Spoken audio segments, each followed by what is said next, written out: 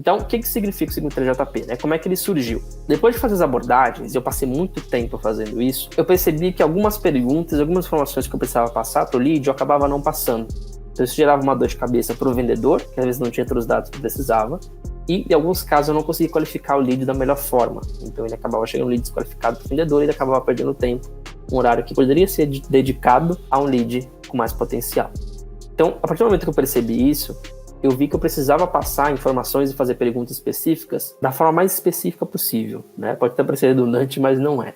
E eu tinha que fazer isso de forma rápida também. Então, digamos que o lead, ele vai ter, no máximo, 2 minutos para conversar comigo. Eu teria que fazer toda a minha abordagem e me certificar que ele realmente tem potencial para a minha solução, levantando todas as informações que eu preciso e passando as informações que eu posso dentro de no máximo 2 minutos. E o excedente disso, se passasse de 2 minutos, era porque eu consegui fazer o lead falar por mais tempo. Então, era uma coisa bem bacana. Depois de aplicar isso, sem saber que eu tinha criado um método, eu realmente consegui padronizar isso, que é o 53JP, tá? E o que significa 53JP, João? Qual é a estrutura dele? Basicamente, são 5 informações que você precisa passar durante a sua abordagem, tá?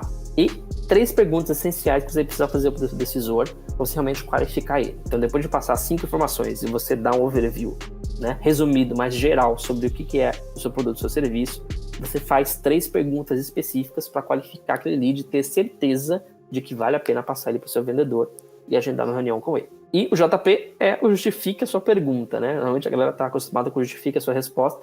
Aqui é o justifique a sua pergunta. Então é uma coisa bem bacana que eu coloquei e que eu vi que dá muito contexto. Quando eu passo as informações, eu gosto de passar uma, no máximo 2 informações e depois fazer uma pergunta.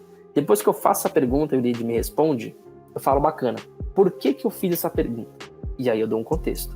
Então, por exemplo, eu faço a pergunta para um decisor da área comercial. Eu pergunto para ele se ele tem alguma ferramenta para geração de leads. Se ele me disser que não, eu vou falar, bacana, por que eu fiz essa pergunta? Porque XYZ. Aí vou e apresento a minha solução. Digamos que seja uma ferramenta para gerar leads. Eu vou e apresento a minha solução para ele. Quando eu faço isso, eu começo a dar mais contexto ainda para o contato, tá? Então, eu sempre olho para cá. O 53JP, ele é bem focado em cold calls mesmo. Então, o cara nunca me viu, não sabe quem eu sou, às vezes nem conhece a minha empresa. Como é que eu vou ligar para ele, passar autoridade, para ele ver realmente que eu sou uma pessoa íntegra, a empresa é íntegra e que a solução que eu tenho realmente pode ajudar ele? É você dando contexto para tudo que você vai falar ali. Por isso que eu coloquei o JP depois das perguntas. Quando eu justifico a pergunta, eu dou contexto para ele. Então, quando eu falo, bacana, por que eu fiz essa pergunta? Eu faço a amarração. Eu fiz uma pergunta, ele me deu a resposta, eu amarro isso e explico para ele por que eu fiz a pergunta e por que da resposta dele. Ok? Então, essa é a ideia, é justamente você dar contexto.